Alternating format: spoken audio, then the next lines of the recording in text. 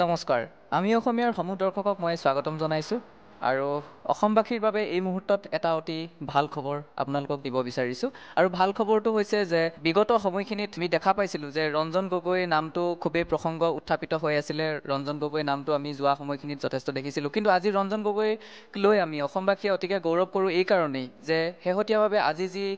বাতৰি ওলাইছে সেই বাতৰিত এটা কথা প্ৰকাশ পাইছে যে ৰঞ্জন গগৈ ৰাজ্যসভালৈ মনোনীত কৰা হৈছে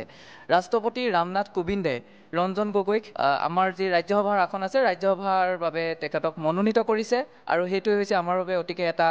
ভাল খবৰ আমাৰ বাবে এটা সুখবৰ আৰু এইটো কাৰণে আমি সকলোৱে গৌৰৱ কৰিব লাগিব যে যোৱা সময়খিনিত আমি দেখা পাইছিলোঁ ৰঞ্জন গগৈয়ে যি আমাৰ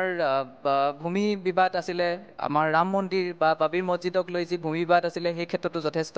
পৰিমাণে ৰঞ্জন গগৈয়ে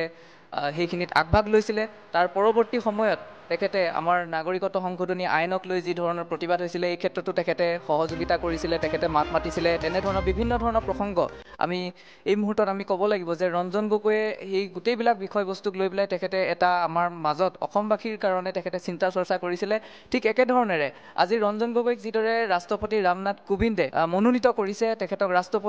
ৰাজ্যসভাৰ যি আসনৰ বাবে সেইকাৰণে আমি সকলোৱে আমি গৌৰৱ অনুভৱ কৰিব লাগিব আৰু আমি দেখিছিলোঁ যোৱা সময়খিনিত তেনেধৰণেৰে ক্ৰীড়াৰ ক্ষেত্ৰৰ লোকসকলক বা অভিনয়ৰ লগত জড়িত লোকসকলক ৰাজ্যসভালৈ মনোনীত কৰা হৈছিল কিন্তু পোনপ্ৰথমবাৰৰ বাবে আমাৰ যি প্ৰাক্তন মুখ্য ন্যায়াধীশ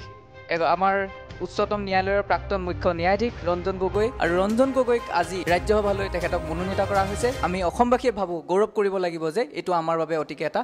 ভাল খবৰ অসমবাসীৰ বাবে পুনৰ কৈছোঁ যে অসমবাসীৰ বাবে এটা অতিকে ভাল খবৰ যে ৰঞ্জন গগৈক ৰাজ্যসভালৈ মনোনীত কৰা হৈছে তেখেতক মনোনীত কৰিছে ৰাষ্ট্ৰপতি ৰামনাথ কোবিন্দে আৰু